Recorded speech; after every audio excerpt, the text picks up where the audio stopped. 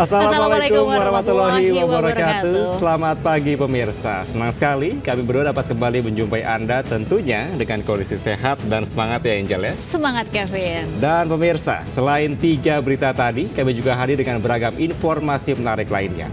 Bersama saya, Kevin Pakan. Dan saya, Angelika Devagang. Inilah Lintas Sains Pagi selengkapnya.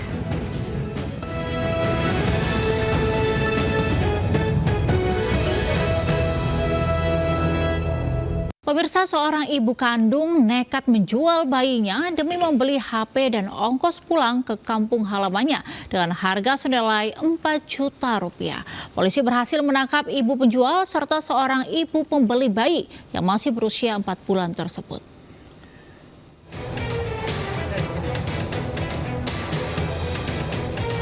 Seorang ibu berinisial PNH, 18 tahun hanya tertunduk saat diringkus aparat Polres Labuan Batu, Sumatera Utara lantaran tega menjual anak kandungnya yang berusia 4 bulan seharga 4 juta rupiah.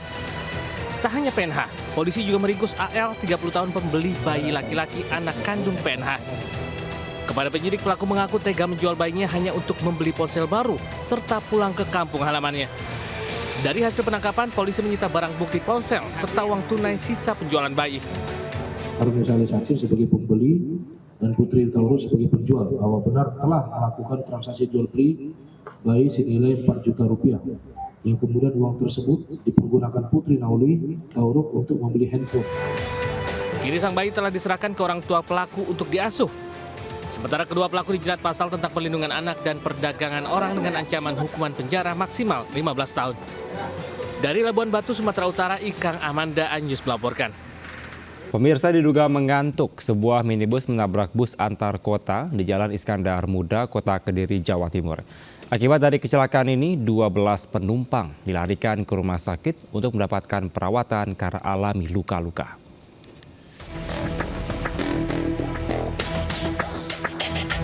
Inilah kondisi bus antar kota Harapan Jaya dengan nopol AG 7411 US yang dikemudikan Puji Asari warga Boyolangu, Tulung Agung, terperosok ke area lahan tebu. Bus ini juga mengalami kerusakan bodi depan, sedangkan minibus dengan nopol AG 1785MX yang dikemudikan Miftahur Roman, warga Sanan Kulon Blitar mengalami rusak berat pada bagian depan dan samping, usai keduanya terlibat kecelakaan di Jalan Iskandar Muda, Kota Kediri, Jawa Timur. Akibat peristiwa ini, 12 orang penumpang minibus dan bus alami luka-luka hingga harus dilarikan ke Rumah Sakit DKT dan Rumah Sakit Bayangkara, Kota Kediri. Kasatlantas Polres Kediri Kota AKP Andini Puspa Nugraha mengatakan kecelakaan berawal saat bus antar kota melaju dari arah timur ke barat dan minibus melaju dari arah berlawanan. Diduga sopir minibus mengantuk dan berjalan agak ke tengah sehingga kecelakaan tak terhindari. Diduga dari hasil keterangan saksi sementara dan olah TKP sementara bahwasanya pengemudi kendaraan Innova ini mengantuk, akhirnya mengambil jalur terlalu kanan karena memang dari hasil olah TKP awal juga kita temukan bekas-bekas pengereman dan bekas ban itu masih di jalur di posisinya. Dari kecelakaan tersebut, 3 orang dirawat di Rumah Sakit DKT Kota Kediri karena alami patah tulang dan 9 korban lainnya dirawat di Rumah Sakit Bayangkara Kota Kediri. Dari Kota Kediri, Jawa Timur, Afnan Subagio melaporkan.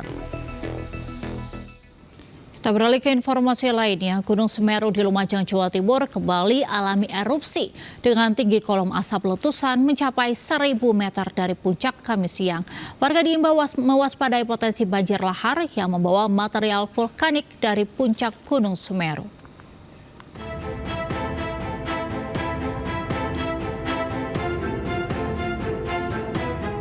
Erupsi Gunung Semeru terpantau kamera CCTV di Desa Oro-Oro Ombo, Kecamatan Pronojiwo, Lumajang, Kamis siang, dengan tinggi kolom asap letusan mencapai 1.000 meter dari puncak.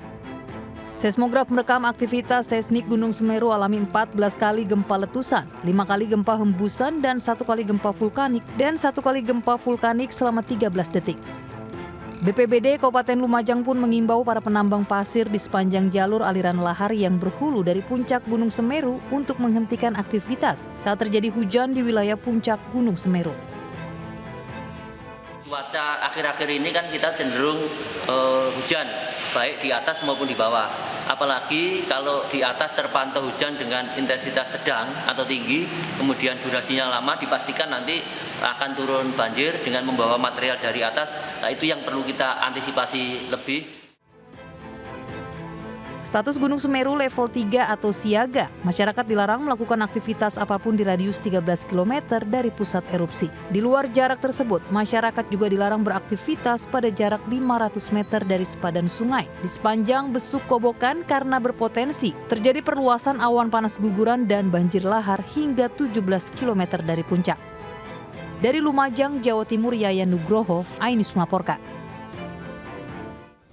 Pemirsa, 2 orang tewas dan 1 orang kritis akibat tersengat tali pengangkut barang listrik di sebuah bangunan rumah kos di Malang, Jawa Timur. Kejadian naas itu terjadi saat korban istirahat usai bekerja.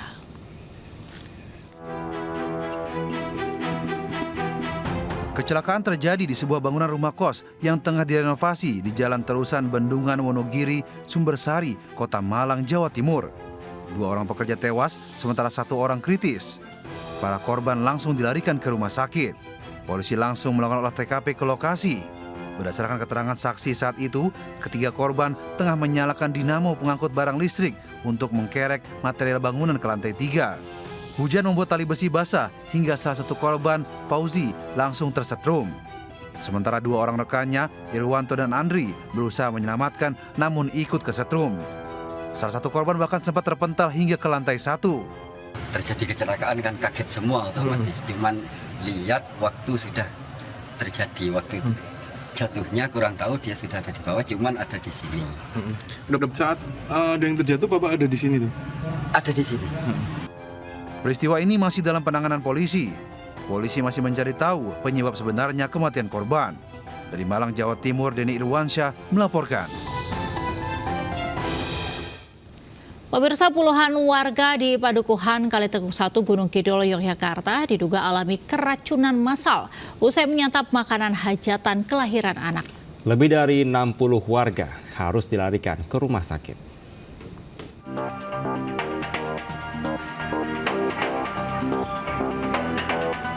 Puluhan warga di Padukuhan Kalitekuk 1, Kelurahan Kalitekuk, Kapanewon, Semin, Kabupaten Gunung Kidul alami keracunan massal, harus dilarikan ke RSUD Wonosari.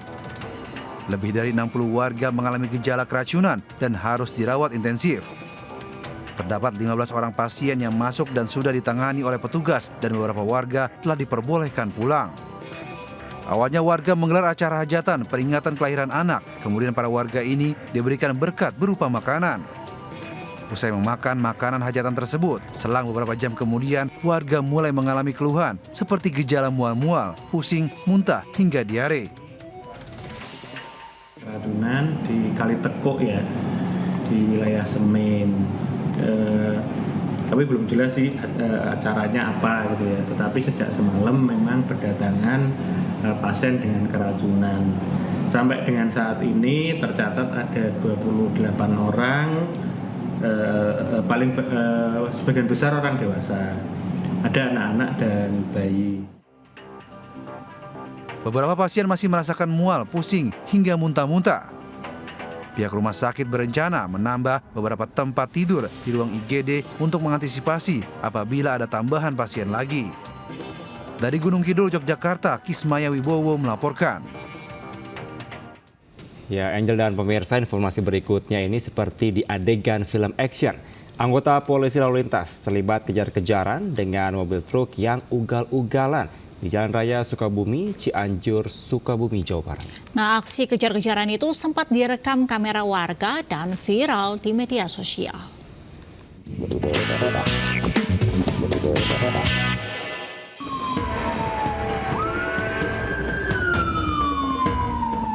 Inilah aksi kejar-kejaran antara anggota Satlantas Polres Sukabumi Kota dengan sebuah mobil truk di Jalan Raya Sukabumi, Cianjur, Sukalarang, Sukabumi. Anggota polisi yang menggunakan sepeda motor berusaha mengejar truk yang ugal-ugalan saat akan diberhentikan. Truk sempat dihadang anggota yang lain, namun bukannya berhenti, sopir truk malah tancap gas hingga membahayakan masyarakat dan anggota yang menghadang. Tak berselang lama, polisi pun berhasil menghentikan laju truk tersebut. Warga yang kesal berusaha menghakimi sopir, namun berhasil dihalangi petugas. Beruntung tidak ada korban jiwa dalam kejadian ini. Sopir truk selanjutnya diamankan di unit Gakum Satlantas Polres Sukabumi Kota. Kejadian itu bermula saat mobil truk yang dikendarai DS melaju ugal-ugalan dari arah kota Sukabumi menuju Cianjur. Saat akan dihentikan petugas, truk malah kabur dan tancap gas. Menghimbau maupun menginfokan ke pihak pengemudi truk kolek diesel tersebut untuk melewati jalur selatan.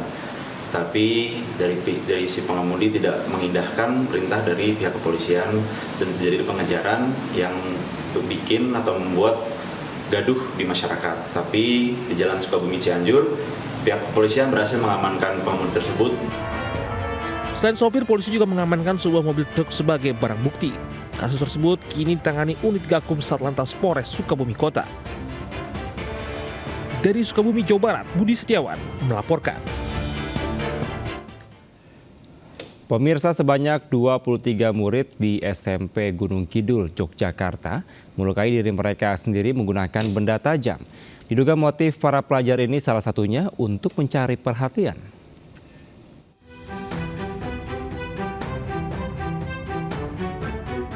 Viral di media sosial aksi sebanyak 23 murid SMPN 2 Sabtosari Gunung Kidul yang melukai tangan sendiri menggunakan benda tajam.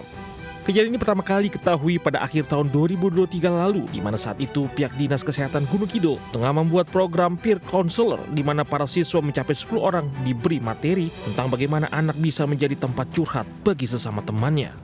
Di program inilah dilakukan screening dan mengetahui adanya kejadian di mana para siswi melukai tangannya sendiri. Setelah didata, barulah diketahui terdapat 23 anak yang dapatan pernah melukai tangan sendiri menggunakan benda tajam. Pihak sekolah sendiri mengakui adanya kejadian tersebut, namun kejadian itu sudah berlalu dan terjadi akhir 2023 lalu.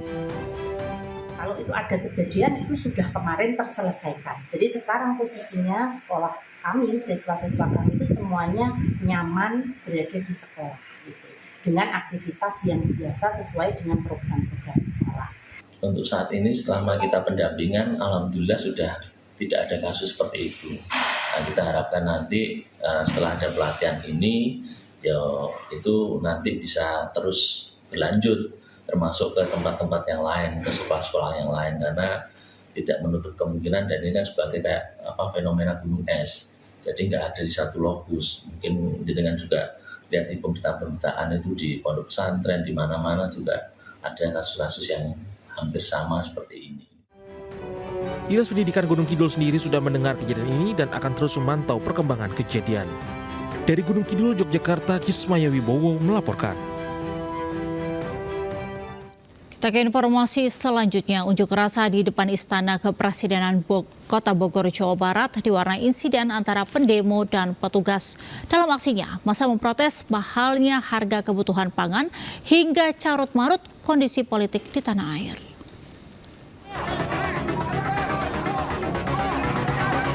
Aksi saling dorong antara massa pendemo dan petugas keamanan terjadi di depan Gerbang 3 Istana Kepresidenan, Jalan Juanda, Kota Bogor, Jawa Barat, Rabu sore. Sebelumnya, massa gabungan mahasiswa dan pengamen berunjuk rasa memprotes harga kenaikan bahan pangan. Selain mendorong barikade pasukan Dalmas, pengunjuk rasa juga membakar ban bekas. Massa aksi juga mendobrak pagar kawat dan mendorong petugas keamanan. Sikap represif mahasiswa dinilai provokatif hingga terjadi insiden. Sementara dalam aksinya, para demonstran memprotes sikap pemerintah yang dinilai lamban menangani lonjakan harga kebutuhan pangan.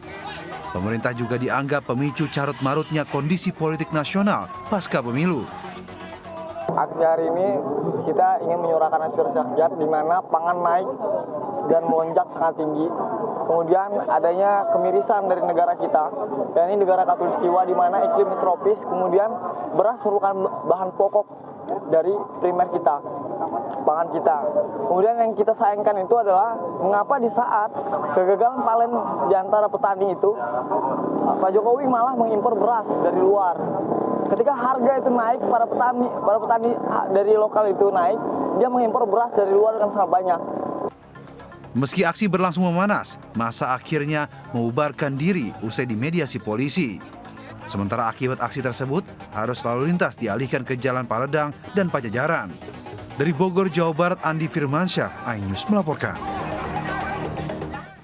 Ya, sementara Angel dan pemirsa, ini ada ratusan warga yang rela antre berdesakan demi mendapatkan bantuan sembako di halaman Mapolsek Kalideres, Jakarta Barat.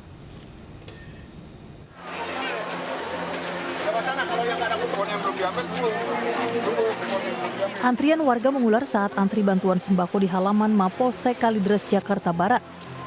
Ratusan warga ini rela berdesakan di bawah terik matahari demi mendapat beras 5 kg, minyak goreng 2 liter, dan 5 bungkus mie instan.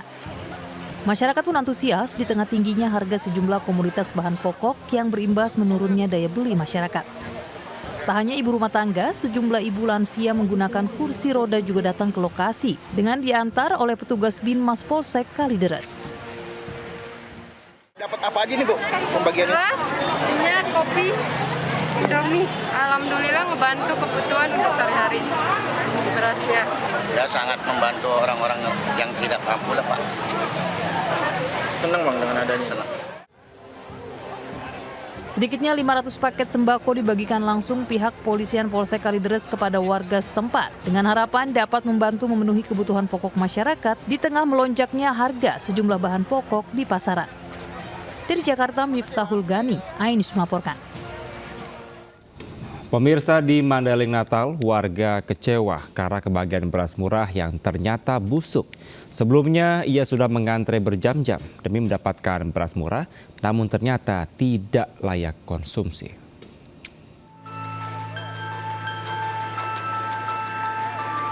Seorang warga di Mandailing Natal, Sumatera Utara ini kecewa terhadap mutu beras murah Bulog yang dijual kepada warga di tengah mahalnya harga beras. Saat operasi pasar beras murah Bulog bersama Dinas Ketahanan Pangan Mandailing Natal, setiap warga bisa membeli beras sebanyak 10 kg dengan harga Rp10.500 per kilonya. Beras sebanyak 7 ton yang dijual pun habis dalam waktu sekejap. Akan tetapi mutu beras diketahui tak begitu baik, bahkan sebagian karung beras SPHP isinya busuk dan tak layak dikonsumsi. Jadi pertama kali masak nampaknya masih bagus, kedua kali masak bagus, ketiga kali busuk semua. Busuknya busuk bau bangkai lah gitu, lalat yang biru datang baru. Warga meminta Bulog dan Dinas Ketahanan Pangan setempat bertanggung jawab karena telah merugikan masyarakat yang harusnya terbantu dengan beras murah, justru dikecewakan karena beras yang dijual tak layak konsumsi. Dari Mandailing Natal, Sumatera Utara, Ahmad Hussein Lubis, Ainus melaporkan. Sementara menjelang bulan suci Ramadan, harga daging ayam melambung tinggi di Kabupaten Cilacap, Jawa Tengah. Saat ini harga ayam dijual Rp37.000 per kilogram.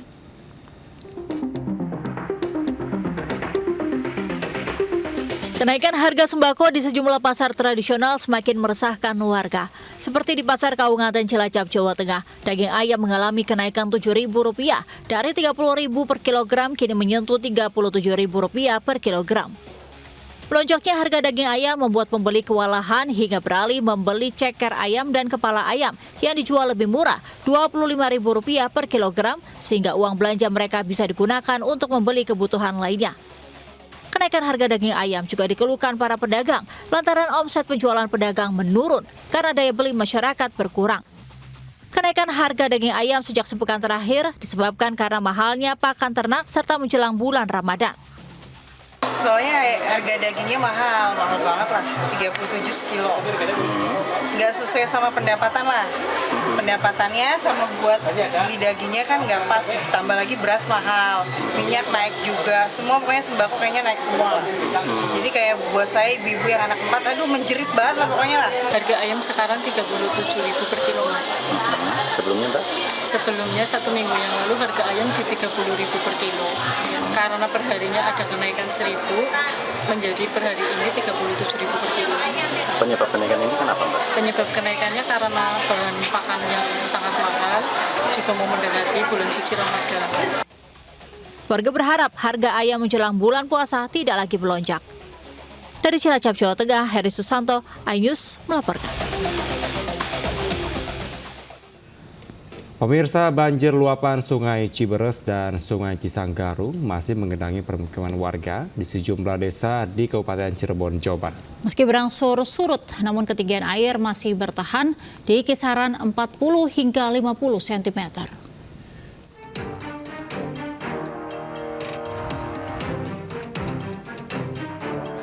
Permukiman warga di Desa Melakasari, Kecamatan Gebang, Kabupaten Cirebon ini masih terendam banjir Kamis pagi. Sudah 2 hari air merendam ratusan rumah di permukiman padat ini. Bahkan di awal banjir ketinggian air mencapai 1,5 meter. Saat ini banjir yang disebabkan luapan Sungai Ciberes dan Sungai Cisanggarung berangsur-angsur surut. Ketinggian air di dalam rumah yang sempat mencapai 80 cm kini hanya menyisakan 30 sampai 40 cm. Sejumlah perabotan yang tak sempat diselamatkan rusak dan hancur terendam banjir. Banjir kali ini merupakan yang kedua kali dalam sebulan. Namun banjir ini bertahan hingga 2 hari. Bahkan tak sedikit rumah warga yang berada di daerah terendah, ketinggian air banjir masih tinggi. Kemarin waktu lagi besar-besarnya tuh, ya kalau di jalan sekitar 1 meter, kalau di dalam 30 cm. Di dalam rumah? Dalam rumah. Barang-barang nggak bisa selamatin atau gimana? Ya paling diangkatin aja. Ya alhamdulillah bisa diselamatin semua. Ini banjir yang keberapa, Pak? Banjir yang kedua kali. Kedua kali.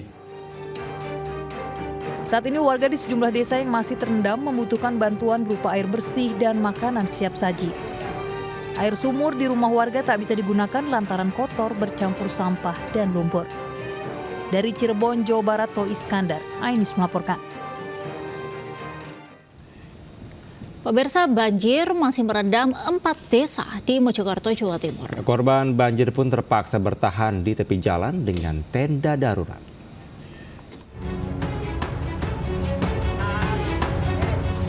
Empat desa yang masih terendam banjir yakni Desa Kedung Gempol dan Desa Jotangan, Kecamatan Mojosari, sedangkan 2 desa lainnya yakni Desa Ngrame dan Desa Salen. Dari 4 desa paling parah terendam banjir di Desa Ngrame. Ketinggian air di Desa Ngrame mencapai 70 hingga 90 cm dan masuk hampir ke seluruh rumah warga. Proses evakuasi masih dilakukan para relawan, terutama lansia dan anak-anak. Warga terpaksa bertahan di tanggul sungai yang lebih tinggi dengan membuat tenda-tenda darurat di atas mobil dan tanah. Mereka bercampur dengan hewan ternak seperti kambing dan sapi. Banjir kali ini terparah sejak 2001, sehingga banyak warga yang mengungsi di atas tanggul sungai. Kali ini ya masuk rumah, masuk dalam rumah itu sebatas lutut, bawah lutut. Bu, jadi kok bisa bikin tenda darurat ini gimana? Nggak bisa masuk ke rumah itu, Mas. Tadi ya tidurnya di sini. Di tempat apa ini, Bu? Jalan. Di mobil atau? Di mobil. Bahari, Mas. Ini kenapa kok dibuat gini, Pak? Ini apa namanya? Ini kandangnya darurat. Kandang darurat? Iya. Ini ternak apa, Pak? Ternak sapi. Ternak berapa sapinya? 2. Ini terdampak atau gimana sih, Pak, rumahnya, kandangnya, Pak? Iya, terdampak. Sekian. Berapa meter kira-kira? Kira-kira ya 1 meter? 1 meter. Akhirnya berinisiatif untuk memberi kandang supaya nggak kehujanan, Mas. Gitu ya? Iya. Sudah berapa hari sih, Pak, ini, Pak? Ya sudah 2 hari.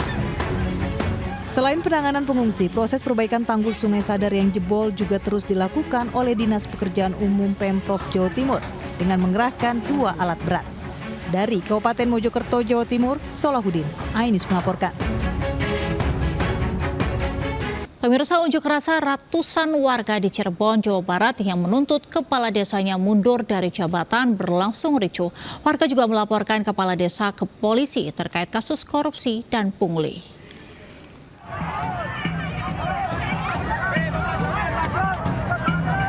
Kericuhan mewarnai aksi unjuk rasa di Desa Surakarta, Kecamatan Suranenggala, Kabupaten Cirebon, Jawa Barat.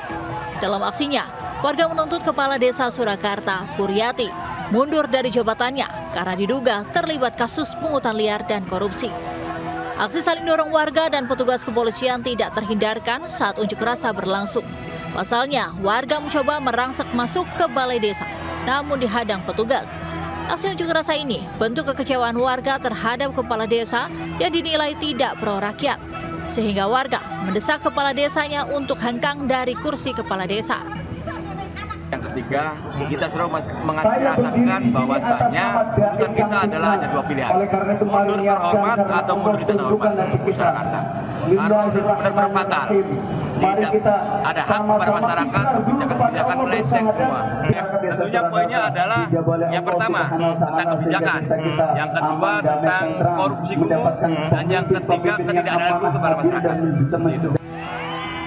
Kericuhan mereda setelah aparat kepolisian akhirnya mengizinkan warga masuk ke halaman balai desa. Rencananya, masa akan melaporkan kepala desa ke Polda Jabar dan ke Kementerian Desa. Dari Cirebon, Jawa Barat, Miftahuddin Ayus melaporkan. Pemirsa, menjelang bulan suci Ramadan, petugas gabungan merazia tempat prostitusi, berkedok, panti pijat, dan sejumlah kafe remang-remang di sepanjang Jalan Kalimalang, Cikarang, Kabupaten Bekasi. Sejumlah PSK terlibat cekcok saat dirinya akan diamankan petugas gabungan Satpol PP, TNI, Polri. Bahkan ada PSK yang menangis saat akan digelandang petugas ke kendaraan patroli hingga nantinya mereka akan diserahkan ke Dinas Sosial. Razia dilakukan petugas di tempat panti pijat dan sejumlah kafe remang-remang yang berada di sepanjang Kalimalang, Cikarang, dan hingga ke Kerawang, Cikarang, CPL. Dalam operasi pekat tersebut, petugas berhasil mengamankan 8 orang PSK. Razia dilakukan untuk mencegah maraknya penyakit masyarakat seperti tindak maksiat jelang bulan suci Ramadan.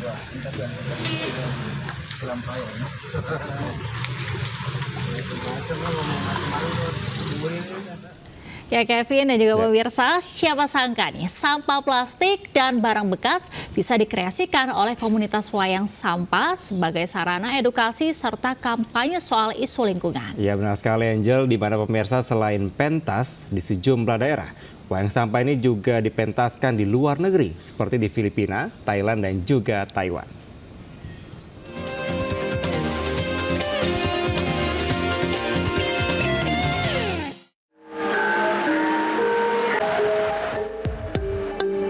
Kegiatan penggiat seni di Sanggar Seni Perum Jaten, Kabupaten Karanganyar ini semua perangkat pendukungnya memanfaatkan sampah, terutama plastik yang dijadikan tokoh wayang. Bahkan perangkat gamelan seperti kendang, saron, siter, kebab, dan bonang juga berasal dari barang-barang yang sudah tak terpakai, seperti potongan kaca serta tabung freon dan lainnya. Selain pentas di sejumlah daerah, komunitas yang berdiri sejak 2014 ini juga menggelar workshop tentang mengolah dan memanfaatkan sampah.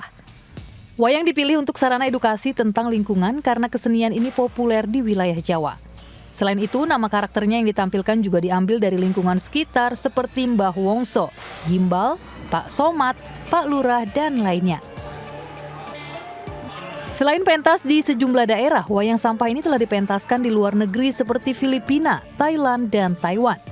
Di Jawa itu wayang itu sangat populer ya, jadi saya berpikiran masyarakat bisa lebih mudah untuk menangkap ceritanya ya, terutama yang berisi pesan-pesan tentang lingkungan. Wayang sampah juga dapat mengajak masyarakat lebih bijaksana terhadap alam dan lingkungan, serta memanfaatkan barang-barang yang tidak terpakai menjadi sesuatu yang bernilai positif. Dari Karanganyar, Jawa Tengah, Januar Setiaji, Ainus melaporkan. Ya pemirsa, terbiasa mengonsumsi jamu sejak kecil menginspirasi seorang wanita di Bekasi, Jawa Barat mengolah rempah menjadi minuman kesehatan. Nah, dari usaha kecil ini, Dewi sudah mengekspor produknya hingga ke luar negeri.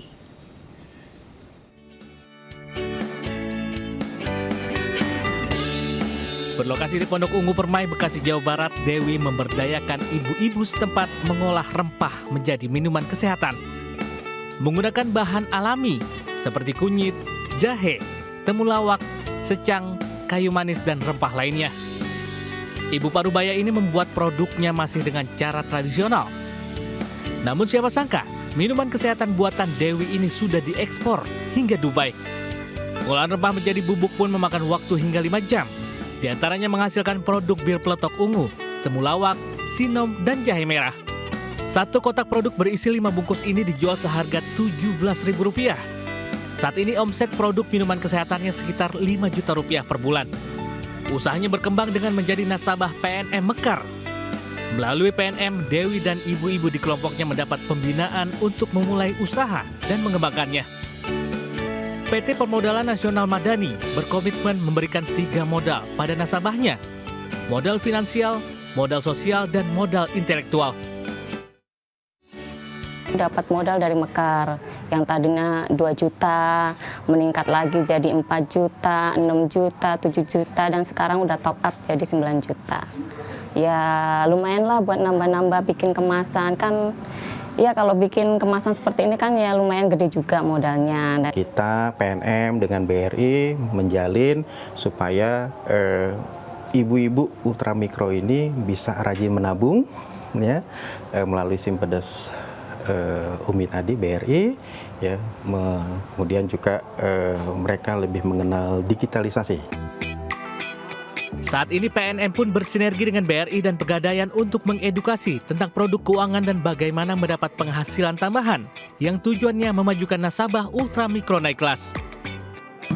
Jadi rata-rata mereka yang bisa naik itu, tadinya kan 10 juta ya, ada yang 5 juta, 10 juta, itu kita sekarang udah bisa naikkan sampai ke 50 juta rupiah per orang ataupun per grup gitu. Kalau mereka sudah layak dinilai oleh perbankan bahwa, oh kamu sudah layak untuk naik, artinya memang mereka usahanya naik. Kehadiran holding ultramikro dengan kebermanfaatan telah dirasakan sekitar 15,2 juta pelaku usaha ultramikro di Indonesia. Diharapkan jumlahnya akan terus meningkat demi meningkatkan kesejahteraan dan mendorong perekonomian nasional. Dari Bekasi, Jawa Barat, Ira Sihaan, Laksana iNews melaporkan. Pemirsa, saksi salah satu capres di Halmahera Selatan, Maluku Utara diduga melakukan penganiayaan terhadap ketua penyelenggara pemilu kecamatan. Akibatnya korban mengalami sejumlah luka, merasa dianiaya. Ketua PPK tersebut melaporkan ke polisi.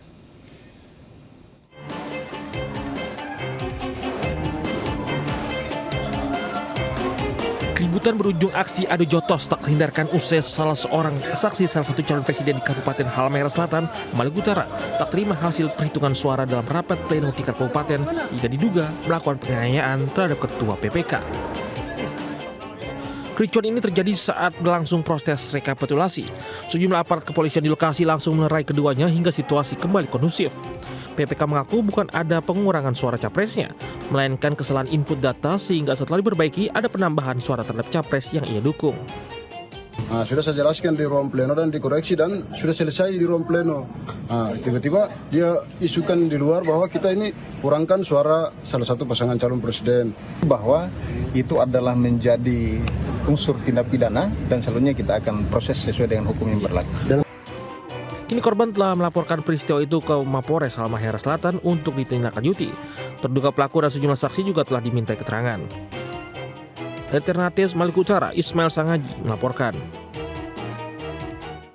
Sementara 8 saksi partai yang ikut dalam finalisasi rekapitulasi tingkat Kabupaten Jember tidak menandatangani berita acara finalisasi lantaran banyak manipulasi suara. Ya, akibatnya pemirsa, hasil rekapitulasi tersebut dianggap tidak sah dan melanggar aturan. Usai membacakan finalisasi rekapitulasi dokumen hasil suara untuk caleg DPRD Kabupaten Jember, Komisioner KPUD Jember bersama para saksi dari partai menandatangani berita acara finalisasi rekap suara. Namun 8 saksi dari Partai PAN, P3, Hanura, Perindo, Umat, Gelora, Buruh, dan PBB menolak untuk menandatanganinya. Saksi P3 Ahmad Hairul Farid mengatakan dari awal pihaknya menemukan penggelembungan suara di 3 desa Kecamatan Sumber Baru, namun tidak pernah dilakukan rekapitulasi ulang. Protes yang diajukan pun sejauh ini tidak ada respon positif dari petugas untuk menindaklanjuti. 111 TPS dilakukan di PPK atas rekom dari Bawaslu ke PPK. Jadi di kecamatan. Kalau yang di kabupaten belum pernah sama sekali. Sehingga karena tidak terjadi rekapitulasi di kabupaten, padahal itu adalah kerjaan kabupaten, maka kami tidak melakukan tanda tangan. Karena kami dari 8 partai politik itu menemukan unsur kesengajaan manipulasi hasil pemilu. Ketua KPUD Jember, Ahmad Syai'in, mempersilahkan para saksi yang tidak bersedia tanda tangan namun tidak mempengaruhi hasil. KPU Jember akan melanjutkan tahapan berikutnya, yakni rekapitulasi di tingkat provinsi. Tidak mau tanda tangan itu adalah hak, tapi kalau misalkan tidak mau tanda tangan, nanti sebenarnya akan disampaikan dalam alasannya kenapa tidak mau tanda tangan. Selain finalisasi hasil rekapitulasi suara legislatif DPD Jember yang tidak ditandatangani 8 saksi, pada hasil perolehan suara calon presiden dan wakil presiden juga tidak ditandatangani saksi dari paslon nomor 1 dan saksi paslon nomor 3. Dari Jember, Bambang Sugiarto melaporkan. Pemirsa, Komisi Pemilihan Umum Jawa Barat mulai menggelar rapat pleno rekapitulasi suara tingkat Jawa Barat. KPU Jawa Barat akan merekapitulasi suara di 8 kabupaten dan kota di Jawa Barat. KPU Jawa Barat menggelar rapat pleno rekapitulasi suara tingkat Jawa Barat di 8 daerah yakni Kota Banjar, Indramayu, Pangandaran, Bandung Barat, Ciamis, Purwakarta, Kota Tasik, dan Kuningan. Rencananya pada Jumat ini KPU Jawa Barat akan menyelesaikan rekapitulasi di 16 kota kabupaten lainnya. Sementara untuk Kabupaten Bekasi masih harus menghitung 1.200 TPS. Proses rekapitulasi di tingkat Provinsi Jawa Barat ditargetkan akan rampung pada 10 Maret mendatang.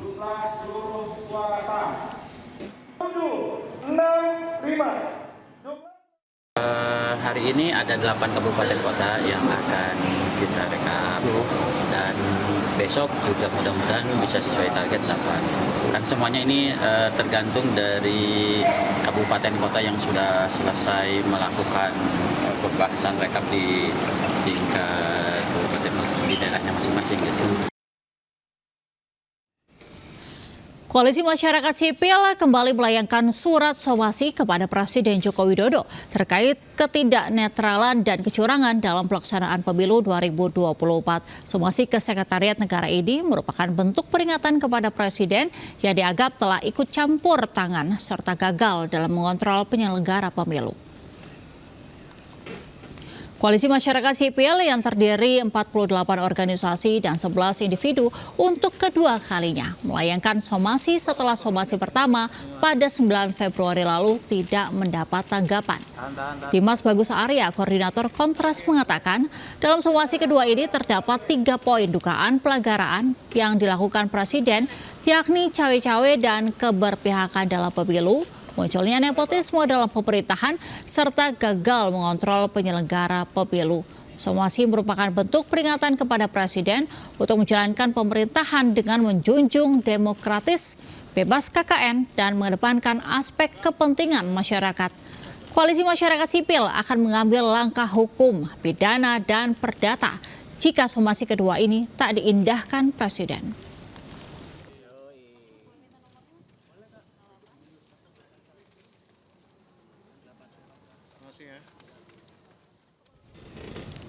Sementara Presiden Joko Widodo mengapresiasi pertumbuhan UMKM Indonesia yang cukup besar dan menyerap tenaga kerja hingga 97%. Kemasan produk UMKM dinilai juga kreatif dalam menunjang pemasaran. Presiden Joko Widodo membuka acara BRI Microfinance Outlook 2024 di Jakarta pada Kamis pagi. Dalam sambutannya, Presiden Jokowi mengaku senang dengan pertumbuhan UMKM Indonesia yang saat ini mencapai 65 juta pelaku UMKM. Pertumbuhan UMKM telah berkontribusi terhadap PDB negara hingga 61% dan penyerapan tenaga kerja mencapai 97%. Presiden juga memuji kreativitas para pelaku UMKM dalam memasarkan produknya sehingga dapat bersaing di pasar modern bahkan ekspor ke luar negeri.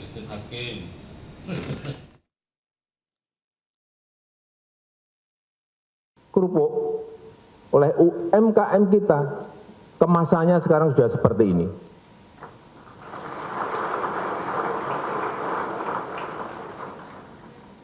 Kerupuk rajungan, seperti ini kemasannya. Dulunya hanya diberi plastik biasa, dijual kemana-mana, sekarang seperti ini. Ini bisa dijual di retail-retail modern, hypermart, dimanapun bisa. Meskipun belum semuanya packagingnya seperti ini. 3 orang santri terseret arus sungai yang tengah meluap di Rancabentang, Kota Bandung, Jawa Barat. Lintas Ainus Pagi segera kembali.